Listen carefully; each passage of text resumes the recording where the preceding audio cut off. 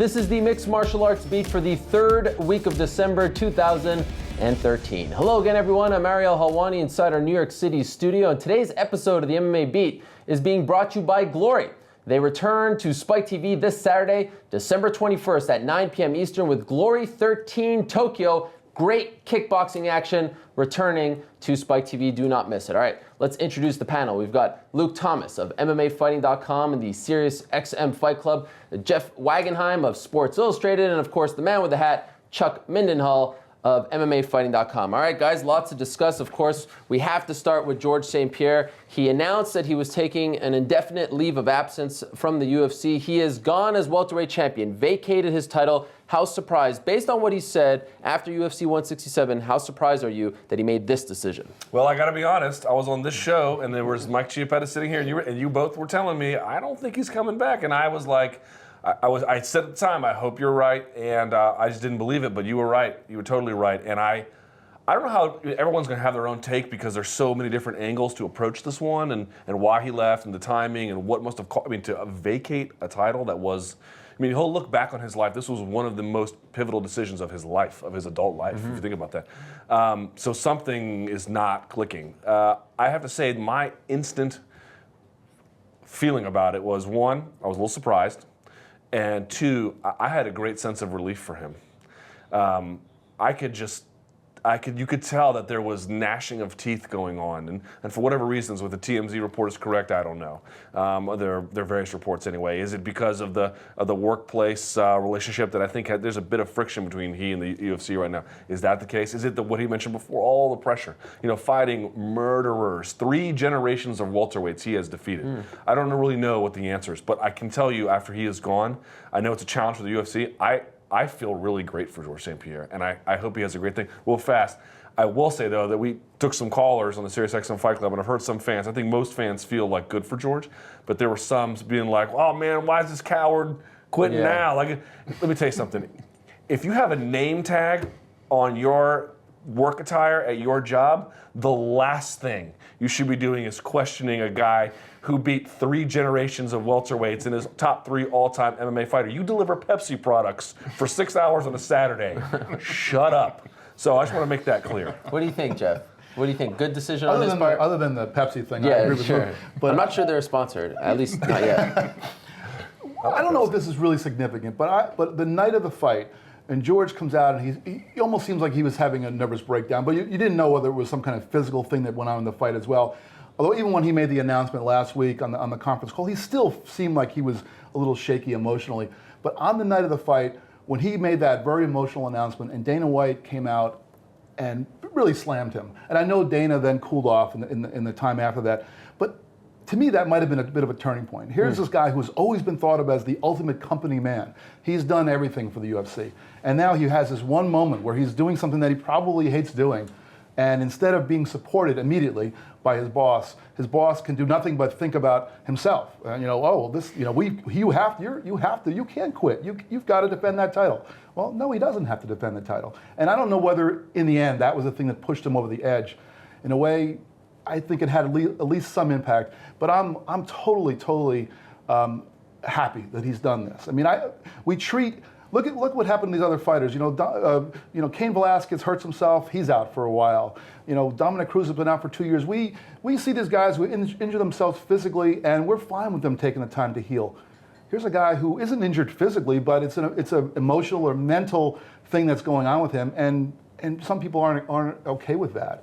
To me, that's the double standard that we shouldn't have here. This guy is really, whatever it is, he's burnt out or he's overwhelmed or whatever label you want to put on it. He's made the right decision, and I applaud him for it. I'm not really surprised. I'm with you on being the sense of relief is sort of palpable. You can actually feel his relief coming from this, from his camp probably too.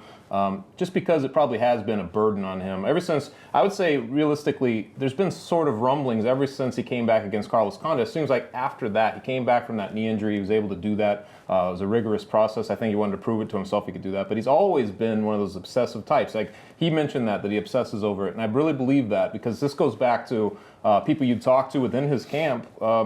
before Nick Diaz. We were talking about Nick Diaz being the guy with sort of mental, the mental strangeness going into that fight, and you realize that GSP himself was going through a lot too, just to try, just to motivate. The motivation wasn't the factor. It was just, I really do believe he obsesses over his opponents, like he says. I think that it really wears on him.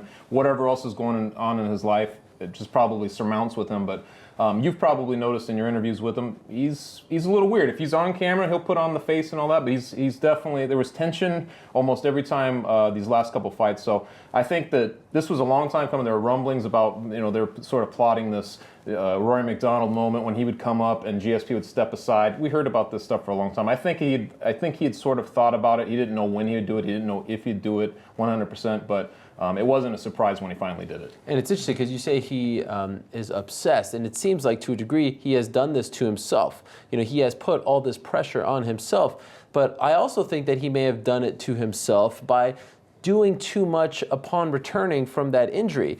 In the span of a year, he fought Carlos Condit, Nick Diaz, and then Johnny Hendricks. And that's 3 title defenses, 3 big fights, 2 of them in Montreal. When you look at champions of his caliber, you equate him, let's say Floyd Mayweather in boxing, right? I mean, obviously Floyd is a much bigger draw and makes more money and all that stuff, but he fights like once a year, maybe twice. 3 times in the span of 365 days is a lot. Do you think George bit off more than he could chew upon returning from a very serious injury? That's no, broken ankle. That's a serious knee injury he came back from. I don't think he was ever the same, to be quite honest. I'm sure he had great medical care and that he did all the things he was prescribed to do, but I don't think the guy who was hitting blast doubles in the middle of the cage has really come back, to be honest. But I think even a diminished version of himself is still very good.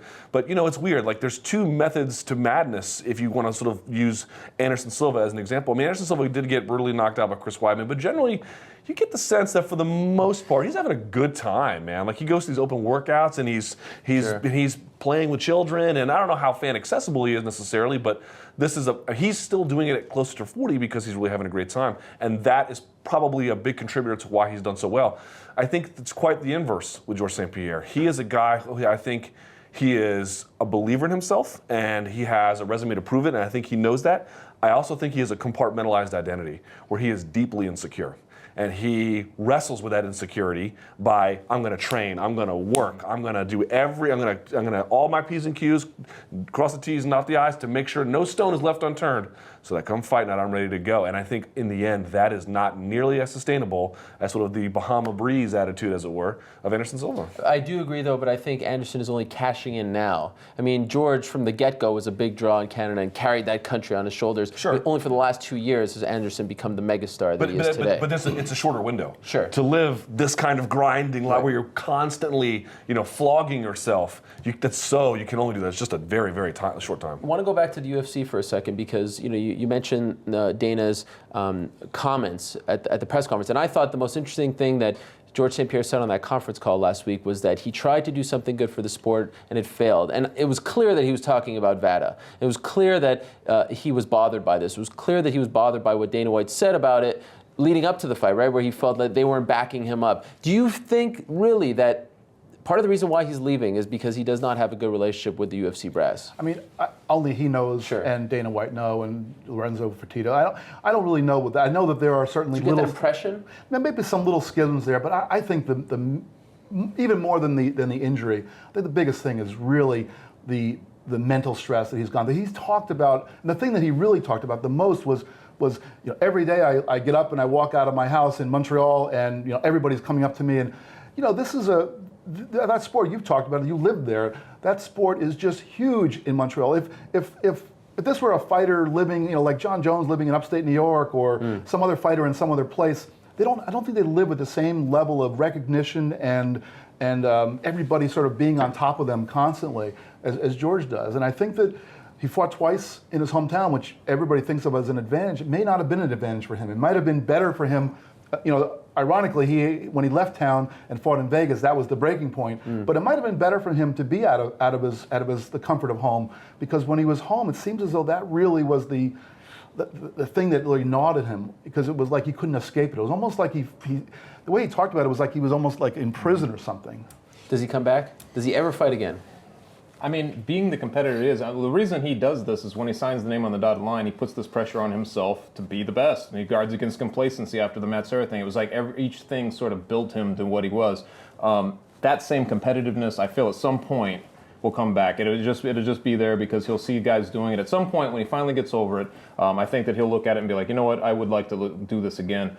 But it is sort of an Ouroboros or something like that, because basically if he's going to want to be the best. If he's the best, he's going to want to put himself right back into the same position he was in when he had this thing go down. So it'd be one of those things like he's just going right back to the hell that he left. So it won't get easier. He's just going to have to be able to deal with it better, and hopefully comes from a better place. But I do think at some point he does come back. Yeah, you know, when they were in that conference call, I tried to ask him a question about, you know, so now you're taking time away from the sport. What are you going to do to try to prepare yourself for the possibility of coming back? You know, what are you going to do to create, you know, like a different scenario so that if you do come back, you're not going to end up in the same situation right now? And he really couldn't answer the question. It was almost as though he didn't even understand the question. So if he doesn't understand even how to address it, then he's not going to, you know, what's he going to do? He'll get himself relaxed because he's not competing, and then he'll train, and he'll get competitive, and he'll say, okay, I'm going to jump back in. But what's going to happen? He's going to come back in and fight somebody, and he's going to end up with the same, you know, it's going to be like another, another cycle of the same stuff. So do you think he's done? No, I think he's going to come back, okay. But I think he's going to. But I don't think he's going to come back and it's all going to be better. I think he's going to come back and he's going to put himself right back into the same kind of stress. He never officially said the R word. Dana White says he's coming back. What do you think? It's a difference without a distinction. We talked about it with Nick Diaz. Nick Diaz is retired. Well, he turned down the Condit fight, but but there's another fight out there. It's this weird thing where I think he said it because he didn't want to fall into those pitfalls, and maybe he has some interest in coming back. I frankly hope he doesn't come back. For me, again, just thinking about some of the average fans out there, how good do you have to be before your resume is good enough? You're top 3 all time, irrespective of weight class. You're done. And the reality about this game is, people are saying, well, there are more possibilities. He could, do things to break Anderson Silva's various records. Like, who cares at this point? If you stick around, the game will eat you alive. You come in the way he came in, destroying everybody. That is how you will exit if you stick around long enough. To go out and say, you can have my title because none of you were able to take it, that is such a boss move. Does anybody know if he made any money in the game? Does you understand what I'm saying? Like, to be able to be in a position where you can have it because I'm just going to give it to you because none of you could actually get it from me, that is unheard of in the game. So I think this is I know Michael Jordan played for my Wizards, but it wasn't that great. Right. So I'm happy with him being done. Two quick things on that. I mean, the last time we probably saw this happen in combat sports was Lennox Lewis, right? When no one could beat him for the heavyweight title, he walked away. I know Vitaly Klitschko just did the same, but not quite the same amount of competition. But hey, I believe Lennox Lewis's last fight was against Vitaly Klitschko. I meant an MMA. No, I know, but I'm just saying combat, and you're 100% right. I'm just trying to equate it to something that we've seen in combat sports as champion. And I don't know how much he's made, but I believe it's been dubbed as FU money by someone. I can't remember who. So now, this is the most interesting part of it. The UFC is facing a potential 2014, at least the first portion of 2014, without Georges St-Pierre. We know that's to be true. Without Cain Velasquez, he is out for a good portion of the year after shoulder surgery. Without Anthony Pettis, who just had knee surgery, and let's be honest, if Chris Weidman beats Anderson Silva again, who knows? He may walk away. Those 4 guys could be out for a good portion of 2014 and beyond. Is this something to be worried about? Dana's not worried. What do you think? Dana's worried. He is? Okay. He's not gonna, publicly he's not worried. What's he going to do? Guys, I am frightened by this. That's okay. Fair enough. This is a discouraging development. He's sending somebody out for new shorts for Cody McKenzie right as we speak. No, I think, they have to be concerned about it, right? I mean, your moneymakers are going away, and they're not being replaced by guys who are commensurate moneymakers. We mentioned it before. Johnny Hendricks, God, what a performance he had against Georges. I thought he beat St-Pierre, but he's not selling 800,000, 900,000 pay-per-view buys. It's not happening. And you really have a question, Cain Velasquez has had some pretty good ones. How high can he really go? He had his worst one ever recently. John Jones can barely crack 400 against Chael Sonnen. He had a little bit better of a showing, but these are problematic issues. Here's what I think. I think that 2014 is going to be a rough year for the sport. Now, not a bad year, a rough year, which is to say, I think the UFC realizes pay-per-view, the dynamic in which you get someone to pay on their TV for that kind of thing, or on the internet to a lesser extent, is largely going away. Not entirely, but largely the model may change in some capacity. And I think that by going international, which is what they're doing, up to 50 shows, and then creating this digital network, but also getting TV rights in these various countries, they're changing the revenue model. Right? The big revenue model has been U.S., or I should say North American pay-per-view. I think they're realizing that well is not going to be as fruitful as it has been historically, and they've got to go and find other ways to get revenue. I think they'll be largely successful at it, but my point is, with these pay-per-view cards not having great headliners, and these other shows needing headliners, at least one good fight, oh boy, going to have some thin cards in 2014. Get ready. Are you as concerned? Well, I think I look at it slightly differently. I'm not as much looking at it in the business perspective as much as the competitive perspective. And when Georges St-Pierre has been fighting, other than this last fight, but until then, when he went out and fought, it would always be something where we would expect total domination. If he lost a round, it was a huge story. Cain Velasquez, there's nobody who can touch the guy. So now we don't have those guys around for a while. Johnny Hendricks is a really great fighter, but I don't feel like he's going to go out there and be untouchable. He can be beaten. The heavyweight division, now there's going to be a bunch of guys jostling around to see who can sort of position themselves for when Velasquez comes back. And there's nobody there who can't be beat. So I feel like maybe now it's more of a matter of guys who, we're not going to look at these fights as like this guy's up here and this guy's down here and no chance. It's going to be a little more competitive. And I don't know whether the UFC will be able to sell that as, I'm not sure, parity. I don't know whether parity right? is a better sell than domination or vice versa. This is not something that I grasp. They've always tried to go in for parity. They've always done this. They've always booked these guys to beat these guys at the top. But now these our models, the guys at the top, are sort of going away. That is concerning. Like, these guys have been there forever. It's the Twilight of the Idols type of thing, right? Like Georges St-Pierre walking away. That's one of the biggest pay-per-view draws, if not the biggest.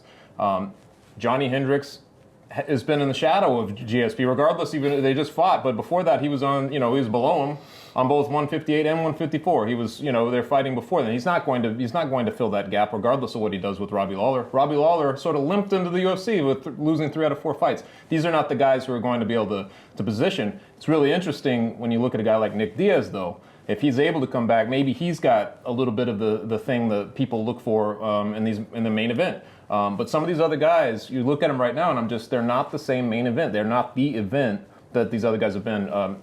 Chris Weidman being the same thing. Now maybe he can change it if he beats Silva a second time. Maybe that starts to take hold and he does something. But I have my doubts. There was a lot of mystique that goes with Anderson Silva, and the way he fought and everything else. I don't see it. So I think there's pretty major concerns that some of these guys that we've sort of idolized and put at the top of the food chain for so long are just sort of not going to be there. You bring up Nick Diaz. Let's talk about Nick Diaz. Everyone thought, if there was a fight that he was going to come back to, he always told us, let's be honest, he always told us he was coming back for a George rematch or Anderson. Not happening. But you kind of thought that the Carlos Condit rematch would entice him, right? No. You didn't think so? No. Why? Talked to him about it, actually. Okay. This was when he was on MMA Uncensored. Right. That fight drives him crazy to this day. But isn't that a reason to come back? Because he thinks Condit will do exactly the same thing. So and he thinks Condit basically took the. I don't want to put words in his mouth, but my recollection of the conversation was that he believed he won, and it's not going to change if they fight again, and he doesn't think that he doesn't think it's close. He thinks he ran away with it. So why would he come back to a guy? We all think the fight was tight and interesting, and he doesn't see it that way. He sees it the guy who ran and threw baby kicks, as you mentioned, post-fight. And what is the point? He wants the machitas. He wants the he wants. So you weren't surprised when he turned this down? Not even a little. Really? Nope. I was very surprised. Were you surprised? I was, and until Luke just said this now, I had no idea about that. I would have thought that I thought like you. I would have thought he's going to want to right that wrong. He's going But I think you're right. I don't know. Nick fights the way Nick fights, and so what is he going to do differently to try to? He knows how to move forward in a straight line, and that's what he does. And he's not going to cut off the angles of Condit. So the same fight would probably end up being the exact same way as the first one. So it makes sense what you say. But until you actually said it, I was thinking, yeah, man, this is a fight he would want to prove to the world he's going to take this guy out. I think just the opposite. Has Nick Diaz watched Carlos Condit fight? Has he heard Carlos Condit in these interviews? Basically, Carlos Condit has sort of changed his style a little bit. Now he's just being a little more incautious out there. He wants to put on a good show. When they fought originally, there was a lot of things going on with the belt and everything else. It's not quite like that anymore. I think Carlos Condit wants to put on a show. And a guy like Nick Diaz, I am a little little bit surprised because he did lose that fight. And we talked to guys like Rory McDonald, for instance, who lost to him, and it was like his whole world was to get back to that fight, which he still hasn't got to. But you'd think that Nick Diaz might have a little bit of that, and if he just takes a look at the tape, you'll see that Carlos Condit's actually putting on some pretty exciting fights. To me, I'm a little surprised he didn't take the fight. Final thing on Nick. At this point, should the UFC just leave him alone? I mean, there's only so many times you could come to a guy and try to get him to come back. He doesn't want to fight. Leave him alone, right? I think he wants to fight, but I just think he wants to fight guys where he can make a lot of cash. He has a boxing sensibility in terms of the fights, how he wants to pick and why he wants to pick them, and he's living in an MMA world. And so there's this inherent conflict about that. I wouldn't totally give up on him, but maybe fights that, he's not going to headline a Fox card. He wants to fight on a pay-per-view card against somebody that's going to sell a few buys, and that's sort of how it's going to be. And I think if he fights at middleweight, it might be a possibility for him. Speaking of headlining the Fox cards, Demetrious Johnson just headlined his third Fox card of the year. And the ratings were up and down, but he was successful in all of them. And so I want to ask you, Jeff, a question that I asked UFC President Dana White, which he didn't particularly like at the post-fight scrum. Do you think that now that Demetrious Johnson has headlined 3 Fox shows, he can graduate to a pay-per-view headliner? And of course, less people watch these pay-per-views than the Fox shows, but there is some kind of, prestige involved in headlining pay-per-views. Do you think that he is now a pay-per-view draw after those 3 shows this year? What a typical, stupid Ariel Helwani question. Is that good, Dana? No. I think it's sort of weird. For some reason, the flyweights have been sort of like running in place a little bit. When they first started, when the first Mighty Mouse Benavidez show, I remember being at Cage Side in Toronto for that, and fans booing. And I was thinking, am I watching the fight that is actually unfolding, which was, I thought, a pretty good fight, and people are still booing, and it seems as like they've gone from having almost like a negative attitude to indifference. And meanwhile, Benavidez was going out there and knocking people out. Mighty Mouse goes out there, submits a guy, then he fights Benavidez and knocks him out in 2 minutes. I mean, this is great stuff, and I think these guys are certainly doing their part. So, to me, I wouldn't mind saying that. I just don't know whether the UFC has the confidence that there's enough of a following. I will say this, the story that I wrote on SI.com on Fight Night seemed to get much less reaction, in our comments than other ones do. And I'm not quite sure, that's not a scientific study or anything, but for some reason, that I don't quite understand, maybe it's because the guys are littler than most of us or what it is, but for some reason, there's a little bit of a disconnect there. And I don't know whether they need to keep building him up or what, but to me, he's doing his part. What more can the guy do but knock out the second best flyweight in the world in 2 minutes? And what more could the UFC do than put him 3 straight times on Fox? At this point, I mean, there's not much else. That's what they can do. Right. And honestly, I don't know what it is either. I've theorized on this exact same thing, that these smaller guys, for whatever reason, this has been traditional in boxing too, like a lot of boxing. Makes no sense. For whatever reason, I don't know if it's a mentality, but it's always sort of been more of a novelty, and especially when you get down to 125 pounds, there's like a novelty aspect to it almost, that you're watching these little guys go at it. I don't know, what is he, like John Dodson, for instance, and when he's in there, it's crazy to watch him. It's just a ball of frenetic energy, and it's fun, and there's a lot of technique, and there's knockout power and all that stuff, but for whatever reason, it just doesn't translate the whole way for everybody. For fight fans, people who understand the nuances, things like that, it's fun to watch, but it has seldom taken to that point. And I know you want to say something about this, but it hasn't. And Jose Aldo, Dominic Cruz, it's almost like anybody really realistically below 170, it seems like, has had a hard time selling. We haven't had a breakout, like a big, maybe BJ Penn or something like that, kind of fluctuate in between, but there's not been huge breakout stars. Uriah Faber is probably the most popular. He would probably be the closest. He'd probably be the closest. What do you got to say? I can't believe you guys are going to sit up here and be like, gee, I just don't know. I just don't know why it doesn't resonate. You know why it doesn't. There could be a case to be made that the action, like people people like heavyweights more than they like flyweights, and there's just a natural inclination that way. Okay, fair enough. And I've been critical of flyweights, particularly the first Johnson Benavidez fight, because my argument was it didn't really affect change. In that second fight, I mean, plenty of change in that one. Right. Let's be real. Demetrious Johnson is an awesome guy. I've interviewed him in person. You couldn't ask for anything more of an athlete. Gives everything and so dedicated to his craft. But his personality does not resonate. It does not. It does not. And he doesn't represent anything larger in the scope of things. So he's not an Adrian Broner type. And I know Broner just lost to Maidana, but people loved seeing Broner get his comeuppance by that Argentine. So he needs to put out a tape. Yeah, he needs to put out a sex tape on World Star Hip Hop. But no, but you understand, there's that element to it, being controversial. Absolutely. With a record like his, impeccable. Right. Or you can do what Cain Velasquez is. You are something to a greater people, to a greater nation, which fight sports have always been. He is neither of those. He's just a really cool guy who's really nice, who can fight his ass off. And the sad reality is that doesn't sell. So you don't think he's a pay-per-view draw? No, I don't. And the Fox thing, he could be on Fox 10 times and it won't help him. I think he can certainly help him. Right. I think being on Fox will make him a greater thing than he is. But if you're asking me if he's going to sell 500,000, 400,000, even 300,000, probably not. He knocked out Joseph Benavidez on Saturday night, and that essentially ends the year for Team Alpha Male. The year that really, they really took this year by storm with Bang Ludwig being their coach. There's a lot of talk of them, going undefeated for so long in the UFC. But at the end of the day, at the end of the year, they don't have a UFC belt. And that's exactly where they were to start the year, to start this whole thing with Bang Ludwig when they hired him in December of last year. So is Bang Ludwig, the coach of the year? Should he even be considered in that discussion? I mean, I'm not trying to give out awards here, but you know what I'm saying. How good is the coach if he doesn't get you to the dance and win you that ring, right?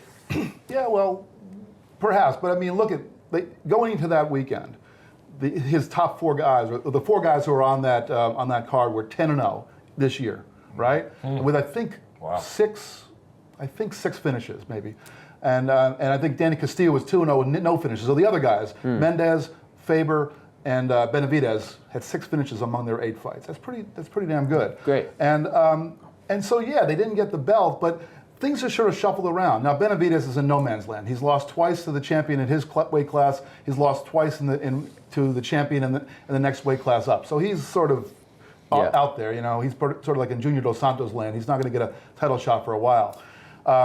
Mendez might have sort of lost a little bit of his grasp on the number one contender shot by not having the greatest performance, even though he had a sinus infection, but he still won the fight. Sure. So he's still a guy in the conversation. But Uriah Faber, the guy who started the year, I thought was. I'm not going to say he was fading out of the picture, but in a way he was. He had lost to Barao, he'd lost to Cruz. What was he going to be able to do? Well, he comes into this year, wins 4 fights, and he beats the guy who I thought was better than him. I thought going into that fight that Michael McDonald was going to take him out and was going to be like a passing of the guard. The 22-year-old is going to kill the 34-year-old guy. I mean, I usually like to support the older guy. I don't know why, but I do. But he went out and just took the kid to school, really. And so now he's up there, and I don't know if he can beat. I don't know if he's gotten to the point where he can beat Barao or beat Cruz. But at least now he's like the alpha of the alpha males. And he always has been. Well, he was, but not in a way not, because Benavidez was closer to a title. Sure. Mendez was closer to a title until Saturday night. And now I think he's the guy that might have the best shot at least being competitive in that title fight. And Uriah was the one who hired Bang. So was this enough? Well, I mean, going off of those numbers, I mean, it's something in itself that Uriah Faber is. At the end of the year, we're talking about him potentially getting a title shot. Sure. Because that would have seemed ludicrous back then after all the title shots he'd had. So the fact that he was able to kind of run the tables in 2013 and win 4 fights and to choke out 3 of those guys in his patented way, to me, I'm like, that's something in itself. Chad Mendez, same thing, just looks impressive every time he's out there. And at this point, you wonder about a rematch with Aldo, because that first one, the way it went down, you just get a little bit like, well, you get more curious, and I guess that's what they need to get that fight together again. So to me, I'm like, these guys were nowhere near it at the beginning, and now they're right back there, and that's successful on its own. It's not like they got title shots, they couldn't get it. They're at least trying. They're at least in position again to get those shots. Okay, let's quickly end on this. A couple weeks ago, I asked you guys if this season of the Ultimate Fighter was enough to get you back into it with the women and Ronda and Misha, etc., etc. You didn't really seem all that interested. Tough 20, strawweights, 16 fighters, best in the world, fighting for the UFC belt. Not the contract, not a chance to be the #1 contender like the comeback season, for the belt. You back in? I applaud the UFC for using the Ultimate Fighter in seemingly the best way that they could. The talent is superb. The everything is going to work for it. It's mechanically going to lift this division. It's going to raise its profile. I'm happy to see the best women's 115 pounders than the number 50 middleweight in the world. All that's great, but I'm over the show. So I wish them success. Don't get me wrong. It's not a hate. You won't watch? No, I won't watch. But it's a tournament, essentially. I mean, I'll watch the fights. Right. But, I don't care. That's more than before, though, right? I guess.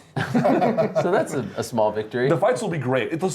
If you like the Ultimate Fighter, this is a great reason to watch. But I just can't bring myself to see the same thing again. I know you won't watch the drama, and they're hinting that there's going to be. I mean, there's been some feuds with these women. But what about the format? Yeah, you down? I think I'm fine with it. Here's where I think there's going to be a little bit of a I don't know what, like some kind of a, not a scandal. What's the word? I mean, some kind of problem, because you remember when they had the comeback one, where there was something relevant at the end. Sure. And it was the time that Matt Serra got the chance to become the contender.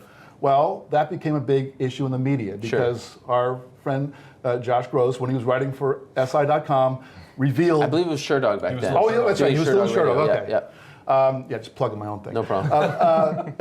He revealed the champion, and I don't blame him for it, because that was real news. That's what a news person does. So now we're back in that situation. So the UFC is going to try to do this thing with Fox where they're going to be, taping the show and then later on laying it out. Someone's going to reveal who the two fighters in the championship fight are before the UFC and Fox want that to happen. That's going to happen. I know it, because we have a lot of people out there who are going to find this news out. So we'll see how it happens. Final thing: do you want coaches? Do you want teams and all that, or do you think that it should be like the comeback season, every woman for herself? I would like it that way better. Me too. Honestly, at this point, with the amount of cards that they're going to run, you hate to see them pluck two of the guys who are relevant in any picture and put them on a show and just basically take them out of action. Yeah. I'm getting tired of that. That's the part of the show that first got to me, especially with John Jones and Chael Sonnen. That was the tipping point for me. In a year where they got to promote events, you have to think it's a natural thing they're going to do. Well, I'm just saying, for my own druthers, I'd rather they didn't. I'm guessing that they will, because they do use it as a vehicle to sort of hype its own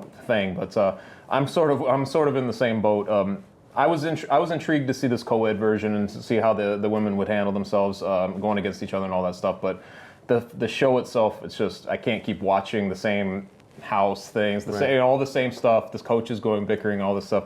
I'm sort of over it, but I'll definitely check out the fights. And I like the fact that you have the stakes placed as high as they can be at the end. Well, here's the good news. There's another season before that season, so you guys can get warmed up. Yeah, I'm definitely watching that one, though. There's two seasons. Well, I'm talking about the American version. Forget about Brazil, Canada, all that other stuff.